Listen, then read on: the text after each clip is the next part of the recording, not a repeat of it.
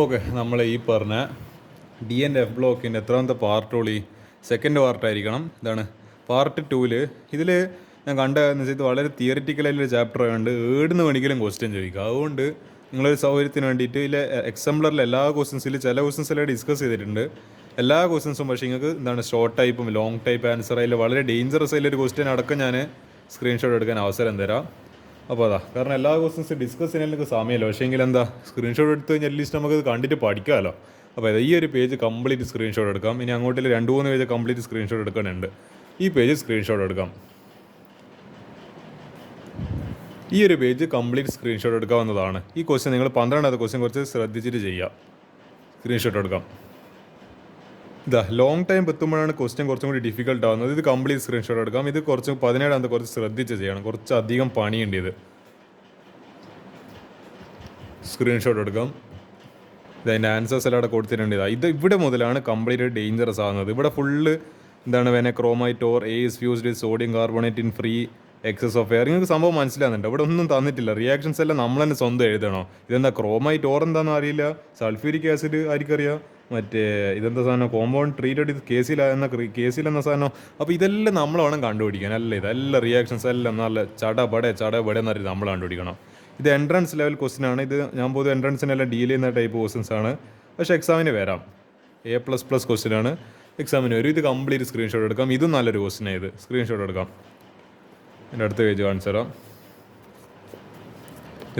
ഇതും complete screenshot എടുക്കാം. നിങ്ങൾക്ക് കുറച്ച് തിയറി സ്ട്രോങ് ആവാൻ വേണ്ടിയിട്ട് കുറച്ച് എന്താണ് മറ്റേ എക്സ്പ്ലനേഷൻ ടൈപ്പ് പോലത്തെ ക്വസ്റ്റ്യൻസ് എല്ലാം ഇവിടെ കൊടുത്തിട്ടുണ്ട്. എസർഷൻ റീസൺ ടൈപ്പിംഗ്. അപ്പോൾ അതാണ് കംപ്ലീറ്റ് സ്ക്രീൻഷോട്ട് എടുക്കാം. ഈ ഒരു പേജും കംപ്ലീറ്റ് സ്ക്രീൻഷോട്ട് എടുക്കാം. ഇതാണ് ഞാൻ പറഞ്ഞ ഡേഞ്ചറസ് ലെവൽ ക്വസ്റ്റ്യൻ. ഇതും കൂടി സ്ക്രീൻഷോട്ട് എടുക്കാവുന്നതാണ്. 24ാമത്തെ ക്വസ്റ്റ്യന്. ഈ 25ാമത്തെ ക്വസ്റ്റ്യനെ ഡിസ്കസ് ചെയ്യുക. അതാണ് കുറച്ച് റീസൺസ്. അതായത് ഒരു സ്റ്റേറ്റ്മെൻറ്റ് വന്നിട്ട് അതിൻ്റെ റീസൺസ് ആണെന്ന് തോന്നുന്നു. The lowest oxide of transition metal is basic. The highest is എന്താണ് ആംഫോട്ടറിക് ഓർ ആസിഡിക്. ഓക്കെ, ഒരു ട്രാൻസിഷൻ മെറ്റലിൻ്റെ ലോവസ്റ്റ് ഓക്സൈഡ് എന്ന് പറയുന്നത് ബേസിക്കും അതിൻ്റെ ഹയസ്റ്റ് ഓക്സൈഡ് എന്ന് പറയുന്നത് ആംഫോട്ടറിക് ആസിഡിക് എന്ന് പറയുന്നത്. അതിൻ്റെ റീസൺ എന്താ?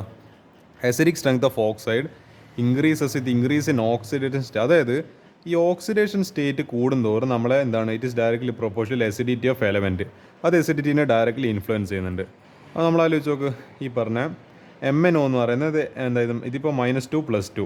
അപ്പോൾ മാംഗനീസ് +2 നിൽക്കുന്നത്. അപ്പോൾ അത് ബേസിക് ആയിരിക്കും, കാരണം ഇതിൻ്റെ കുറവാണ്. പക്ഷേ ഈ Mn2O7 ഇതിപ്പോൾ -14 നിൽക്കുന്നത്. അപ്പോൾ ഇത് +4 കാണിക്കണമെങ്കിൽ ഒരു മാംഗനീസ് അപ്പോൾ എത്ര നിൽക്കണം? +7 നിൽക്കണം. അപ്പോൾ മാംഗനീസ് +7 മാക്സിമത്തിൽ നിൽക്കുന്നത്. അപ്പോൾ ഇയാൾ നല്ലോണം എസിഡിക് നേച്ചർ ആയിരിക്കും. ഇതാണ് സിമ്പിൾ റീസൺ എന്ന് പറയുന്നത്. ഒന്നാമത്തെ ക്വസ്റ്റ്യൻ. രണ്ടാമത്തെ question, transition metal exhibits highest oxidation state in oxides and fluorides. ഒരു എന്താണ് ഓക്സിജനും ഫ്ലൂറിനായിട്ട് കോമ്പൈൻ ചെയ്യുമ്പോഴാണ് ഇതിൻ്റെ മാക്സിമം ഓക്സിഡേഷൻ സ്റ്റേറ്റിൽ നിൽക്കുന്നത്. എന്തുകൊണ്ടാണ്? Both oxygen and fluorine being highly electronegative can increase the oxidation state of A particular transition metal. In certain oxides the element oxygen is involved in multiple bonding with the metal and this is responsible for highest. അപ്പോൾ ഇവരെന്താണ് reason എന്ന് പറയുന്നത്? എന്താണ് രണ്ട് ഓക്സിജനും ഫ്ലൂറിനും എന്താ രണ്ടും ഘടാഘടിയന്മാർ രണ്ടും എന്ന ഹൈലി നല്ല ഇലക്ട്രോൺ നെഗറ്റീവ് എല്ലാ ആൾക്കാരാണ്. അതാണ് എൻ്റെ റീസൺ. മൂന്നാമത്തത്, the highest oxygen state is exhibited in oxo anions of a metal. അതിൻ്റെ റീസൺ എന്താ? This is due to high electron negativity of oxygen. For example the chromium exhibits oxidation, അതായത് oxidation states of +6 in oxo anion. Oxo anion എന്ന് പറയുമ്പോൾ CR, അതായത് ഈ oxo anion എന്ന് പറയുമ്പോൾ oxygen വരുന്ന ആനിയോൺസിനാണ്. ഇവിടെ ഇപ്പോൾ -2 ആണല്ല ഓവറോൾ ചാർജ് ഇതിൻ്റെ. അപ്പോൾ ഇതൊരു +6 നിൽക്കും, ഇത് -8 നിൽക്കും. അപ്പോൾ 6 - 8 -2. ആൻഡ് മാഗ്നീസ് ഷോസ് +7 ഇൻ എന്താണ് MnO4-. ഇത് നിങ്ങൾ കണ്ടിട്ടുണ്ടല്ലോ MnO4 ഇതെന്ന സാധനം. ഇത് ആക്ച്വലി KMnO4 ആണ്. K+ പുറത്ത് പോകുമ്പോൾ ഇതാണ് MnO4-. അപ്പോൾ ഇത് +7 നിൽക്കുക. ഇതാണ് എന്താണ് അതിൻ്റെ റീസൺ. എന്താ അപ്പോൾ high electron negativity of oxygen. ഇവിടെയും അതിൻ്റെ റീസൺ ഹൈ ഇലക്ട്രോൺ നെഗറ്റിവിറ്റി ആണ്. ഇതാണ് ഈ 3 ക്വസ്റ്റ്യൻസിൻ്റെ ആൻസർ. ഇതിൽ വീണ്ടും മറ്റേ ഇതുപോലത്തെ കാണുന്നുണ്ട്. എല്ലാ ക്വസ്റ്റ്യൻസ് ഇതേപോലത്തെ എല്ലാ ക്വസ്റ്റ്യൻസും ഡിസ്കസ് ചെയ്യാൻ ഉദ്ദേശിക്കുന്നില്ല. റീസൺ ടൈപ്പ് പോലത്തെ ഇത് നിങ്ങൾക്ക് സ്ക്രീൻഷോട്ട് എടുക്കാം. ഇത് സ്ക്രീൻഷോട്ട് എടുത്ത് 21ാമത്തെ ക്വസ്റ്റ്യൻ സ്ക്രീൻഷോട്ട് എടുക്കാം, പഠിക്കാം. ഈ പേജ് സ്ക്രീൻഷോട്ട്, ഈ ഒരു ക്വസ്റ്റ്യൻ സ്ക്രീൻഷോട്ട് എടുക്കാം. പിന്നെ ഈ ഒരു ആൻസർ ഇവിടെ ഉണ്ട്. ഒന്നാമത്തെ ആൻസർ 2-3 ആൻസർ ഞാൻ കാണിച്ചു തരാം. ഇത് സ്ക്രീൻഷോട്ട് എടുക്കാം. ഇതാ രണ്ടാമത്തേൻ്റെയും മൂന്നാമത്തെ ക്വസ്റ്റ്യൻസിൻ്റെ റീസൺസ് ഇവിടെ കൊടുത്തിട്ടുണ്ട്. ഇതും സ്ക്രീൻഷോട്ട് എടുക്കാവുന്നതാണ്. ഇത് വീണ്ടും നിങ്ങൾ എപ്പോഴും നിങ്ങൾ എന്താണ് സ്ഥിരം കാണുന്ന കുറച്ച് കാര്യങ്ങളാണ്. transition metals and many of compounds show paramagnetic behavior, enthalpies are high, transition method form colored compounds, they are good catalyst. ഇതിൻ്റെ റീസൺസ് എല്ലാം ഞാൻ ആക്ച്വലി എക്സ്പ്ലെയിൻ ചെയ്യേണ്ട ആവശ്യം നിങ്ങളെ നോട്ട് ബുക്ക് ചെയ്ത് കൊടുത്തിട്ടുണ്ട് എന്നെ ജസ്റ്റ് ഇനിയിപ്പോൾ ഈ DNFന് ഇനി മര്യാദയ്ക്ക് നോട്ട് ബുക്ക് ഇല്ലാത്ത ചിലപ്പോൾ ആൾക്കാരൊക്കെ ഉണ്ടാവും. അപ്പോൾ അത്രയും ദയനീയ അവസ്ഥയിലുള്ള ആൾക്കാർ ഞാൻ അവരും കൂടി പരിഗണിക്കുന്നുണ്ട്. അപ്പോൾ എന്ത് ചെയ്യുക, ഇതിൻ്റെ ആൻസർ നാളെ നല്ല ബ്യൂട്ടിഫുള്ളായിട്ട് ഇങ്ങനെ കൊടുത്തിട്ടുണ്ട് 4 ഇത് സ്ക്രീൻഷോട്ട് എടുത്ത് പഠിക്കാവുന്നതാണ്. ഇത് നല്ലൊരു മെറ്റീരിയലാണ്. ഇത് ഇങ്ങനെ സ്ക്രീൻഷോട്ട് എടുത്തിട്ട് ഈ ആൻസർ ഇതേപോലെ എഴുതി കൊടുത്തു കഴിഞ്ഞാൽ മാർക്ക് ഇങ്ങനെ ടപ്പേന്ന് പറഞ്ഞിട്ട് ഇങ്ങനെ കയ്യിലിങ്ങ് വീഴും. ഇനി ഇതിൻ്റെ ഈ 4ാമത്തെ ബാക്കി ഞാൻ കാണിച്ചിട്ട് എടുത്തവൻ്റെ സ്ക്രീൻഷോട്ട് എടുക്കാം. അതിൻ്റെ കുറച്ചൊരു മെക്കാനിസം ഓഫ് കാറ്റലൈസേഷൻ കാണിക്കുന്ന 2 റിയാക്ഷൻസ് കൊടുത്തിട്ട് ഇവിടുത്തെ വരെ സ്ക്രീൻഷോട്ട് എടുക്കാവുന്നതാണ്. ഈ ക്വസ്റ്റൻ ആക്ച്വലി ഞാൻ ഡിസ്കസ് ചെയ്യേണ്ട ആവശ്യമില്ല, കാരണം പ്രിപ്പറേഷൻ ഓഫ് പൊട്ടാഷ്യം ഡൈക്രോമേറ്റ് ആണ്. ഇനിയിപ്പോൾ അതും നോട്ട് കയ്യിലില്ലാത്ത ആൾക്കാർക്ക് ഈ ഒരു കംപ്ലീറ്റ് സാധനം സ്ക്രീൻഷോട്ട് എടുക്കാനായിട്ട് അവസരമാണ്. ഞാൻ എന്തുകൊണ്ട് ഈ ക്വസ്റ്റൻ ഡിസ്കസ് ചെയ്യുന്നത് വെച്ചാൽ ഇവിടെ 2ാമത്തെ ക്വസ്റ്റൻ ഉണ്ട്. What is the effect of increasing pH on A solution of potassium dichromate? ഇങ്ങനെ വേണ്ടിക്ക് 2 മാർക്കിന് ഒരു ക്വസ്റ്റൻ വരാൻ സാധ്യതയുണ്ട്. അതിൻ്റെ റീസണും അതിൻ്റെ ഒരു എക്സ്പ്ലനേഷനും പിന്നെ ഒരു റിയാക്ഷൻ എഴുതുന്നതോടുകൂടിയിട്ട് 2 മാർക്ക് കിട്ടുന്ന രീതിയിൽ. അപ്പോൾ നിങ്ങൾക്ക് ഇതിൻ്റെ പ്രിപ്പറേഷൻ വേണ്ടിക്കൽ ഇത് കംപ്ലീറ്റ് സ്ക്രീൻഷോട്ട് എടുക്കാം. ഇവിടെ ഇത് സ്ക്രീൻഷോട്ട് എടുക്കാവുന്നതാണ്. അപ്പോൾ അത് ആക്ച്വലി 3 സ്റ്റെപ്പിൽ നടക്കുന്ന പ്രോസസ്സാണ്. 3 സ്റ്റെപ്പിലാണ് പൊട്ടാഷ്യം ഡൈക്രോമേറ്റ് ഉണ്ടാകുന്നത്. ഇവിടുത്തെ വരെ ഞാൻ ഈ അടയാളപ്പെടുത്തിയത് സ്ക്രീൻഷോട്ട് എടുക്കാവുന്നതാണ്. ഓക്കെ, ഞാൻ മറ്റേ effect of increasing pH on potassium dichromate പറഞ്ഞുതരാം. അതിൻ്റെ ആക്ച്വലി റിയാക്ഷൻ എന്ന് പറയുന്നത് ഇതിപ്പോൾ K+K എന്നുള്ളത് പുറത്ത് പോട്ടെ. ഇപ്പോൾ ഇനി എന്താ ബാക്കിയില്ല, Cr2O7 2- പ്ലസ് എന്താണ് 2OH-. അപ്പോൾ എന്താ, ഇത് ഓറഞ്ച് കളറാണ്, നിങ്ങൾ കണ്ടിട്ടുണ്ടോ? ഇതിൻ്റെ കളർ എന്ന് പറയുന്നത് ഓറഞ്ചാണ്. 2OH- ചേർത്ത് കഴിഞ്ഞാൽ 2Cr O4 2- ആയി മാറും. ഇത് ആക്ച്വലി യെല്ലോ കളറായി plus water. On increasing pH എന്താ സംഭവിക്കുന്നത്? K2Cr2O7 changes into K2CrO4. ഇവിടെ എന്താണ് സംഭവിച്ചത്? 2 ക്രോമിയം എന്നുള്ളത് 1 ക്രോമിയായിട്ട് മാറി, 7 ഓക്സിജൻ എന്നുള്ളത് 4 ഓക്സിജനായിട്ട് മാറി. അപ്പോൾ ഇതിൻ്റെ കളർ എന്തായിട്ട് മാറി? ഓറഞ്ച് ടു യെല്ലോ കളറായിട്ട് ചേഞ്ച് ആയി. This is the effect of increasing pH. ഈ ഒരു നമ്മളെന്താ 15ാമത്തെ ക്വസ്റ്റിന് describe the oxidising action of potassium dichromate and write the ionic reactions for the reaction with iodide ion 2 solution. ഇതെന്ന സാധനം നമ്മൾ സ്റ്റോക്ക് നോട്ടേഷനാണ് H2S. ഇതെന്ന ഹൈഡ്രജൻ സൾഫൈഡ്. അപ്പോൾ അതിൻ്റെ തിയറിറ്റിക്കൽ ക്വസ്റ്റൻ ആണ്. എൻ്റെ ഹെൽപ്പ് ഇവിടെ ആവശ്യമുണ്ടെന്ന് തോന്നില്ല. സ്ക്രീൻഷോട്ട് എടുക്കാൻ അവസരം തരാം. ഈ സംഭവം നിങ്ങൾക്ക് സ്ക്രീൻഷോട്ട് എടുക്കുക. ഇതിൻ്റെ ഓക്സിഡൈസിങ് നേച്ചർ കാണിക്കുന്ന റിയാക്ഷൻ ഇത്. പിന്നെ ഇവർ ഈ പറഞ്ഞ 3 കാര്യങ്ങളുണ്ടല്ലോ, അയോഡൈഡ് എന്ന് പറയുന്ന I-, പിന്നെ എന്താണ് ഈ അയൺ 2 എന്ന് പറയുമ്പോൾ Fe2+, പിന്നെ H2S. ഇത് 3ൻ്റെ റിയാക്ഷൻസ് ഓക്സിഡൈസിങ് നേച്ചറിലെ 3 അയോണിക് റിയാക്ഷൻസ് ഇക്വേഷൻസ് ഇവിടെ കാണിച്ചിട്ടുണ്ട്. ഇത് നിങ്ങൾക്ക് സ്ക്രീൻഷോട്ട് എടുത്ത് പഠിക്കാവുന്നതാണ്. ഇത് എക്സാമിന് വന്നു കഴിഞ്ഞാൽ ഇതേ എക്സാമ്പിൾസ് തന്നെ എഴുതി കൊടുത്താൽ ഇതിപ്പോൾ explain the oxidising nature of ഈ സാധനം ചോദിച്ചു കഴിഞ്ഞാൽ എന്ത് ചെയ്യുക, ഈ 3 റിയാക്ഷൻസ് എഴുതി കൊടുത്തു കഴിഞ്ഞാൽ 3 മാർക്ക് കിട്ടി ഈ ക്വസ്റ്റിന്. 3 മാർക്കിൻ്റെ കാറ്റഗറിയിൽ ഈ ക്വസ്റ്റ്യൻ പൊതുവെ കാണല്. ഏതോ നിങ്ങളെ ക്രിസ്മസ് എക്സാമിന് ഇത് ഈ ക്വസ്റ്റ്യൻ വന്ന പോലെ എൻ്റെ ഓർമ്മയുണ്ട്. പക്ഷേ നമുക്ക് നോക്കാം. ഇത് നിങ്ങൾക്ക് സ്ക്രീൻഷോട്ട് എടുക്കാം. അടുത്തത് describe the preparation of potassium permanganate. ഇതും ഞാൻ സ്ക്രീൻഷോട്ട് എടുക്കാൻ അവസരം തരാം, കാരണം ഇത് നിങ്ങളെ നോട്ട് ബുക്കിൽ ഉണ്ടാവും എന്തായാലും. പിന്നെ how does acidified permanganate solution react with ഒന്ന് അയൺ 2, അതായത് Fe2+, SO2. ഇതെന്ന സാധനം സൾഫർ ഡയോക്സൈഡ് ആണ് അല്ല. പിന്നെ ഇത് ഓക്സാലിക് ആസിഡ് C2O4 2- അതാണ് എൻ്റെ ഓർമ്മ.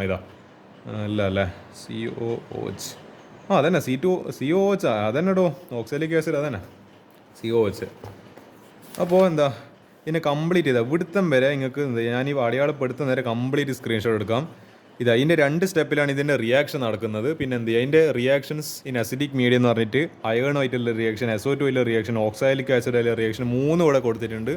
എക്സാമിന് ഇപ്പോൾ ഇതിൻ്റെ ഓക്സിഡൈസിങ് നേച്ചറിൻ്റെ റിയാക്ഷൻസ് കാണിക്കാൻ ചോദിച്ചാൽ ഇതേ എക്സാമ്പിൾസ് നിങ്ങൾ വേറെ കുറേ റിയാക്ഷൻസ് ഉണ്ട് ടെക്സ്റ്റിൽ, ഇല്ലാന്നൊന്നും ഞാൻ പറയുന്നില്ല. നിങ്ങൾക്ക് ഏതാ കംഫർട്ടബിൾ അത് പഠിച്ചാൽ മതി. നിങ്ങൾക്ക് കുറച്ചും കൂടി എളുപ്പം തോന്നുമെങ്കിൽ ഇത് ജസ്റ്റ് പഠിച്ചു നോക്കുക. നിങ്ങളെല്ലാം അത് പഠിച്ച് ഇത് പഠിച്ച് അങ്ങനെ ചെയ്യരുത്. ഏതെങ്കിലും നിങ്ങൾക്ക് ഇഷ്ടമില്ല എളുപ്പത്തിൽ പഠിക്കാൻ പറ്റുന്ന പഠിച്ചു നോക്കുക. അതെങ്കിൽ എക്സാമിന് നിങ്ങൾ വന്നു കഴിഞ്ഞാൽ വെച്ച് കാച്ചില്ല, ഒന്നും നോക്കണ്ട. അതാണ് ഞാൻ പറയുന്നത്. നിങ്ങൾ അല്ലാണ്ട് അതും പഠിച്ച് ഇതും പഠിച്ച് ലാസ്റ്റ് ഒന്നുമല്ലാത്ത അവസ്ഥയിലാക്കുന്നതിനെ കണ്ട് നല്ല നിങ്ങൾ ഏതെങ്കിലും ഒന്നിൽ ഫോക്കസ് ചെയ്യുക. നമുക്കിപ്പം പറ്റുന്ന പ്രശ്നം എന്ന് വെച്ചാൽ എല്ലാം ഒരേ സമയം മൾട്ടി ടാസ്കിങ് ആണ്.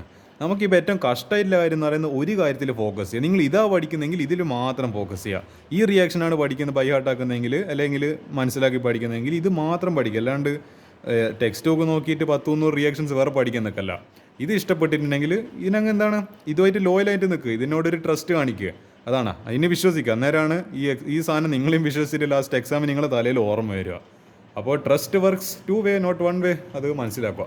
ഈ ഒരു ക്വസ്റ്റിനെ ഞാൻ ഡിസ്കസ് ചെയ്യാൻ ഉദ്ദേശിക്കുന്നില്ല. പക്ഷേ ഇതിലിപ്പോൾ ക്രോമിയത്തിന് അറിയാം നിങ്ങൾക്ക്. അതായത് ഇവിടെ ഇലക്ട്രോണിക് കോൺഫിഗറേഷനാണ് പറഞ്ഞിട്ടുള്ളത്. ക്രോമിയം 3+ അറിയാം, കൊബാൾട്ട് 2+ അറിയാം, Cu2+ അറിയാം, അല്ല Cu+ അറിയാം, മാംഗനേസ് 2+ അറിയാം.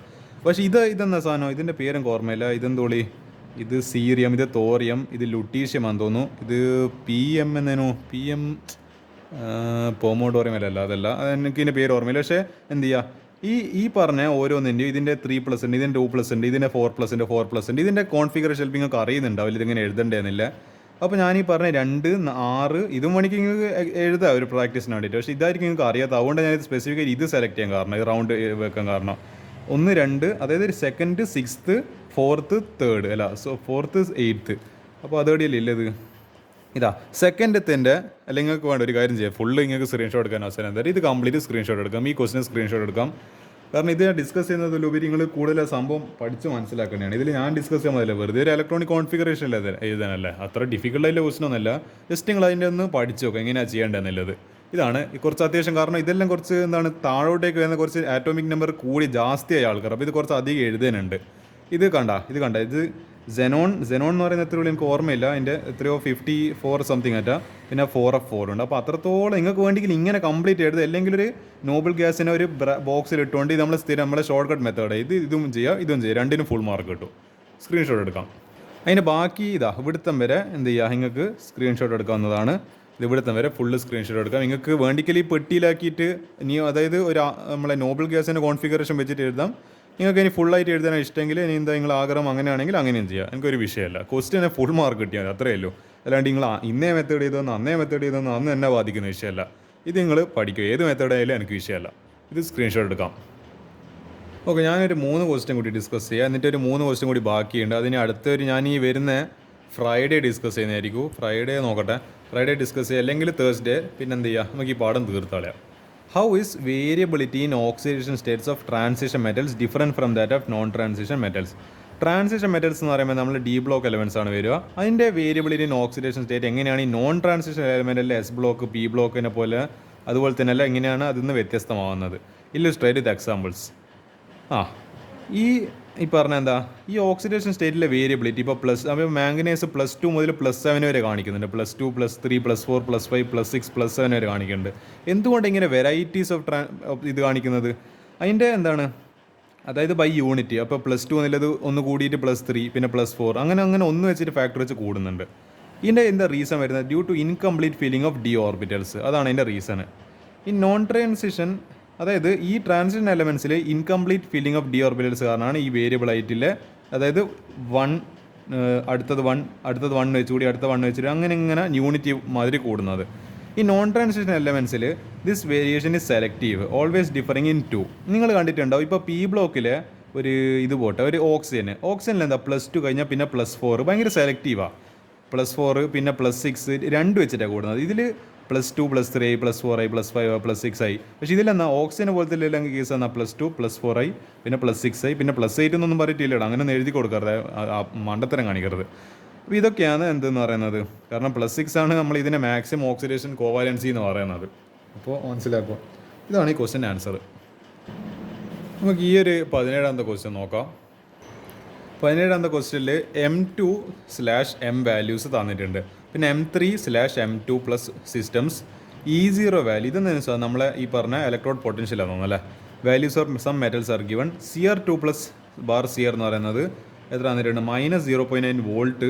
അതേ സാധനം ഇതിൻ്റെ +3, +2 വേരിയേഷന് -0.4 വോൾട്ട്. അതേപോലെ മാംഗനീസിന് തന്നിട്ടുണ്ട്, അതിൻ്റെ 2 വാല്യൂസും തന്നിട്ടുണ്ട്. അതേപോലെ അയണിൻ്റെ 2 വാല്യൂസും തന്നിട്ടുണ്ട്. ഇത് വെച്ചിട്ട്, ഈ ഡാറ്റ വെച്ചിട്ട് നമ്മൾ എന്തെല്ലാം പറയേണ്ടത്? Stability of Fe3+ in acid solution as compared to that of chromium 3+ or manganese solution. അപ്പോൾ ഈ ക്രോമിയം 3+ഉം മാംഗനേസ് 3+നും ആസിഡ് സൊല്യൂഷനിൽ നമ്മൾ ആരുമായിട്ട് കമ്പയർ ചെയ്യണം? നമ്മൾ സാക്ഷാൽ അയണായിട്ട് കമ്പയർ ചെയ്യണം. അതേപോലെ ഈസ് എന്ന് പറയുമ്പോൾ എളുപ്പം, അതായത് എബിലിറ്റി അല്ലെങ്കിൽ ഈസിലി ഡൺ, നമുക്ക് എളുപ്പത്തിൽ ചെയ്യാൻ പറ്റുന്ന. In which iron can be oxidised as compare to a similar process for either. അപ്പോൾ നമുക്ക് എത്ര എളുപ്പത്തിൽ അയണിനെ മറ്റു രണ്ടിനെ വെച്ചിട്ട് കമ്പയർ ചെയ്തിട്ട് ഓക്സിഡൈസ് ചെയ്യാൻ വേണ്ടി പറ്റും നോക്കാം. അതായത് ഒന്നാമത്തെ question answer, E0 of Cr3+* Cr2+ is negative, value negative ആണ്. It shows the ability of Cr3+ ions എന്താണ് അല്ല സ്റ്റെബിലിറ്റിയോ അതിനെ എന്താണ് കാണിക്കുന്നത്, ഈ നെഗറ്റീവ് വാല്യൂവിൻ്റെ സ്റ്റെബിലിറ്റിയാണ് കാണിക്കുന്നത്. Cr3+ in solution cannot be reduced to Cr2+ ions. Further, Mn2+ has high positive ഇതിൻ്റെ ഈ മാംഗനസിൻ്റെ അത് എന്താണ് പോസിറ്റീവ് വാല്യൂ ആണ്, ഇതേ സാധനത്തിൽ ഇതേപോലത്തെ വാല്യൂവിന് പോസിറ്റീവ് ആണ്. So it can be easily converted to Mn2+. ഇത് നെഗറ്റീവ് വാല്യൂ ആയതുകൊണ്ടാണ് എന്താ പെട്ടെന്ന് നമുക്ക് എളുപ്പത്തിൽ ഈ Cr3+നെ പെട്ടെന്ന് Cr2+ ആക്കാൻ വേണ്ടി പറ്റൂല. അപ്പോൾ അതുകൊണ്ട് ഇത് കുറച്ചുകൂടി മോർ സ്റ്റേബിൾ ആണ്. അതിൽ നിന്ന് മനസ്സിലാകുന്നത് ഇത് നല്ല സ്റ്റേബിൾ ആയിട്ടുള്ള കോമ്പൗണ്ട്. നിങ്ങളൊന്ന് ആലോചിച്ച് നോക്ക്. ഇപ്പോൾ ഒരു ഹീലിയത്തിൽ എത്ര ഇലക്ട്രോൺസ് ഉണ്ട്? ഹീലിയം പോട്ടെ, ഒരു നിയോണിൽ 2,8. ഇത് ഒക്ടക്റ്റിലല്ലേ നിൽക്കുന്നത്. അപ്പോൾ ഇത് ഹൈലി സ്റ്റേബിൾ അല്ലേ. ഇത് ഇതിൻ്റെ സ്റ്റെബിലിറ്റി വിട്ടിട്ട് എന്താണ് ഏതൊരു മനുഷ്യനായാലും സ്റ്റെബിലിറ്റി ഇട്ടിട്ട് നിയോൺ എന്നല്ല, ഇത് നിയോൺ 2+ഓ അല്ലെങ്കിൽ നിയോൺ 4+. അതുകൊണ്ടല്ലേ നിങ്ങൾ ഈ പറഞ്ഞ അധികം മറ്റെന്താണ് നമ്മളെ ഇതിൻ്റെ കോമ്പൗണ്ട്സ് കാണാതെ നോബൽ ഗ്യാസിന്. കാരണം ഇവർ ഓൾറെഡി സ്റ്റേബിളാണ്. പിന്നെ ഇവർ ഓക്സിഡൈസോ അല്ല റിഡക്ഷൻ ഒന്നും ചെയ്യേണ്ട ആവശ്യമില്ലല്ലോ. അതേപോലെ തന്നെ Cr3+ നല്ല സ്റ്റേബിളാണ്. അപ്പോൾ ഇയാൾ Cr2+ ആയിട്ട് മാറേണ്ട ഒരു ആവശ്യം ഇവിടെ ഇല്ല. അതാണ്. പക്ഷേ എങ്കിലെന്താ ഈ മാംഗനസിന് ഹൈ പോസിറ്റീവ് വാല്യൂ ഉണ്ട്, പെട്ടെന്ന് എന്തായി മാറും? Mn2+ ആയിട്ട് മാറും. അപ്പോൾ അയാൾ അത്ര സ്റ്റേബിൾ അല്ല ഇവിടെ as compared to conversion of Fe3+ to Fe2+. Thus the order of relative stabilities എന്ന് പറയുന്നത് Mn3+ ഏറ്റവും കുറവായിരിക്കും, പിന്നെ കുറച്ചും കൂടി സ്റ്റെബിലിറ്റി കുറവായിരിക്കും, പിന്നെ Fe3+ന് സ്റ്റെബിലിറ്റി കുറവായിരിക്കും. ഏറ്റവും നല്ല സ്റ്റേബിളായിട്ട് 3+ അതായത് ഓക്സിഡൈസ് സ്റ്റേജിൽ നിൽക്കുന്നത് ക്രോമിയം ആയിരിക്കും. മാംഗനീസിന് അത് കുറച്ച് കുറവാണ്, ഫെറിന് അതിനെക്കാട്ടല്ല അയണിന് കുറച്ചും കൂടി ജാസ്തിയുണ്ട്. ഏറ്റവും നല്ലോണം പ്രവർത്തിക്കുന്നത് Cr3+. നമ്മളെ അടുത്ത രണ്ടാമത്തെ ക്വസ്റ്റ്യൻ എന്ന് പറയുന്നത് എന്താണ്, എങ്ങനെയാണ് അയൺ പെട്ടെന്ന് ഓക്സിഡൈസ് ആവുന്നതല്ല. അപ്പോൾ more negative E0 value more the is. അപ്പോൾ ഈ നെഗറ്റീവ് വാല്യൂ കൂടുന്തോറും നെഗറ്റീവ് E0 വാല്യൂ കൂടുന്തോറും എന്താ പെട്ടെന്ന് നമുക്ക് എളുപ്പത്തിൽ ഓക്സിഡൈസ് ചെയ്യാൻ വേണ്ടി പറ്റും. From the E0 values order of oxidation of metal is എന്നാണ് of the divalent cation is manganese ആയിരിക്കും ഏറ്റവും ജാസ്തി, പിന്നെ Cr, പിന്നെ F അയൺ. അത് ആക്ച്വലി രണ്ടിൻ്റെ കമ്പാരിസൺ പോലെ ചോദിച്ചത്. എന്ത് ചെയ്യാം, ഈ പറഞ്ഞ മൈനസ് അല്ല. അപ്പോൾ ഇതിനാണ് ഈ ഇത് കുറച്ചും കൂടി നെഗറ്റീവ് അല്ലേ, -1.2 എന്നുള്ളത്. പിന്നെ കുറച്ചും കൂടി നെഗറ്റീവാണ് Cr, പിന്നെ ഏറ്റവും കുറവാണ് കുറച്ചും കൂടി ലീസ്റ്റ് നെഗറ്റീവ് വാല്യൂ ആണ് ഈ F അയൺ. അപ്പോൾ ഞാൻ പറഞ്ഞല്ലേ ഏതിനാണ് ജാസ്തി ഇത് വരും അതിനായിരിക്കും കൂടുതൽ എന്ത് ചെയ്യാൻ പറ്റും, ഓക്സിഡൈസ് ആവാൻ വേണ്ടി പറ്റും. അപ്പോൾ മാംഗനീസ്, Cr, പിന്നെ അയൺ. ഇതായിരിക്കും ഈ ക്വസ്റ്റ്യൻ ആൻസർ. ഓക്കെ, ഈ ഒരു ക്വസ്റ്റ്യൻ കൂടി ഇന്ന് ഡിസ്കസ് ചെയ്തിട്ട് ബാക്കി 3 ക്വസ്റ്റ്യൻസ് നമുക്ക് ഈ വെള്ളിയാഴ്ച തീർക്കുക. അതോടുകൂടി പാഠം തീർന്ന്. ഇപ്പോൾ ഏകദേശം നമ്മളെ എന്താണ് ഞാൻ ഈ മാസം അവസാനത്തേക്ക് എന്ത് തീർക്കും, +2 കെമിസ്ട്രി. ഞാൻ +2 ഫിസിക്സ് ഓൾറെഡി മൊത്തം തീർത്തിട്ടുണ്ട്. +2 കെമിസ്ട്രി ആ ഒരു പാതയിലാണ്. +2 കെമിസ്ട്രി ഞാൻ തീർക്കാൻ പോവാം. So I'm finally reaching closer to my dream of completing all the chapters. ഞാൻ എന്തായാലും ഫൈറ്റിൽ വിട്ടുകൊടുക്കാൻ ഉദ്ദേശം എനിക്കില്ല, എന്താണ് മനസ്സില്ല. ഞാൻ അവസാനം വരെ പിടിച്ചേക്കും. 18th question, predict which of the following will be coloured in aqua solution. എന്തായാലും നന്ദി. ടൈറ്റാനിയം 3+, വെനേഡിയം 3+, കോപ്പർ പ്ലസ്, അതായത് സ്ക്രോൺഷ്യം 3+, manganese 2+, iron 3+, cobalt 2+. Give reasons for each. അപ്പോൾ നമുക്ക് എന്ത് വേണം, ഇൻകംപ്ലീറ്റ് ഡി ഓർബിറ്റൽസ് ഉണ്ടാകുമ്പോഴാണ് ഈ DD ട്രാൻസിഷൻ നടക്കുന്നത്. അന്നേരമാണ് ഈ കളർ എന്ന് പറയുന്ന സാധനം ഉണ്ടാകുന്നത്. അപ്പോൾ എന്താ എവിടെയാണോ ഈ പറഞ്ഞ, അതായത് ഇപ്പോൾ എല്ലാം പേഡ്, ഇപ്പോൾ എന്താണ് ഇതിപ്പോൾ 1 2 3, അപ്പോൾ ഇതാ 1 4 6 8 10 ഇങ്ങനെ 10 ഇലക്ട്രോൺസ് വരുന്നതാണെങ്കിൽ എന്താ സ്ഥിതി നമ്മളൊന്ന് ആലോചിച്ച് നോക്ക്. ഇത് കംപ്ലീറ്റ്ലി ഫീൽഡ് അല്ല, ഇവിടെ എവിടെയും ഒരു അൺപെയ്ഡ് ഇലക്ട്രോൺ ഇല്ലല്ലോ. അപ്പോൾ ഇത് കളർലെസ് ആയിരിക്കും ഇങ്ങനത്തെ കോമ്പൗണ്ടല്ലോ. നോക്കാം.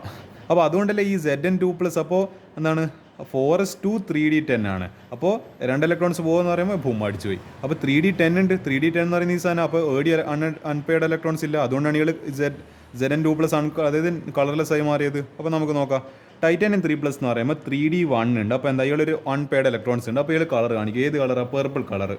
വനേഡിയം 3+ൽ എന്താണ് ഈ പറഞ്ഞ എന്തുണ്ട്, ഒരു അൺപെയ്ഡ് ഇലക്ട്രോൺസ്, 2 അൺപെയ്ഡ് ഇലക്ട്രോൺസ് ഉണ്ടെന്നോ അല്ല. ഓക്കെ, കാരണം അത് ഹൺസ് റൂൾ ഓഫ് ഏതോ ഒരു റൂളിൽ പറയുന്നുണ്ട്. അത് ഹൺസ് റൂളല്ല എന്തോ, നമ്മളെ പൗളിയല്ല എനിക്കൊന്ന് ഹൺസ് പ്രിൻസിപ്പിൾ തന്നെയാണ്. കാരണം നമ്മൾ എന്താണ് ആദ്യം തന്നെ അങ്ങ് പേറപ്പാക്കി എഴുതില്ലല്ലോ. ആദ്യം ഓരോന്നിലും ഓരോ ഇലക്ട്രോൺസ് കിട്ടിയ ശേഷം മാത്രമേ പിന്നെ പേറപ്പാവും. അപ്പോൾ ഇവിടെ കാണാം 2 ഇലക്ട്രോൺസ് ബാക്കി.